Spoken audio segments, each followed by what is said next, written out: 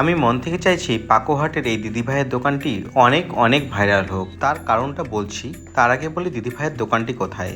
পাকোহাট style বাজারের ঠিক উল্টো দিকেই এই দিদিভাইয়ের দোকানটি রয়েছে। দোকানের নাম বাহারি আহার।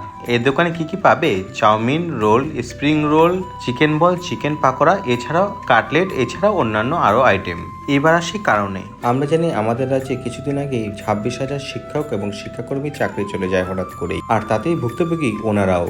অমন একটি সম্মানজনক পেশা থেকে সরে এসে মনকে শক্ত করে এমন একটি নতুন উদ্যোগ নেওয়া চারটিখানি কথা নয়। ওনাদের এই লড়াইকে আমি কুর্নিশ জানাই। আমি মন থেকে চাইছি তোমরা এ দোকানে একবার আসো, একবার খেয়ে দেখো এ দোকানের খাবারগুলি। আর এটা শুধুমাত্র আমি ওনাদের প্রতি সহমর্মিতা বা ওনাদের পরিস্থিতির জন্য বলছি না। আসলেই এই দোকানের খাবার অনেক টেস্টি এবং বেশ পরিষ্কার পরিচ্ছন্ন। আমি যেই কয়েকদিনই এই দোকানে খেয়েছি, প্রত্যেকটা দিন প্রত্যেকটা আইটেম আমার বেশ ভালো লেগেছে এবং খাবারের স্বাদও রয়েছে বেশ ভিন্নতা। এই যেমন আজকে রোল ছিল, প্রথম কামড় থেকে একদম শেষ পর্যন্ত পুরোটাই টেস্টি এবং বিভিন্ন রকম স্বাদের বেস্ট একটা কম্বিনেশন। এই দোকানে চিকেন পাকোড়া বা চিকেনের অন্যান্য খাবার খেলে বুঝতেই পারবে এটি কোনো ছাট মাংস দিয়ে তৈরি নয়। তো আসছো তো তোমরা এই দোকানে।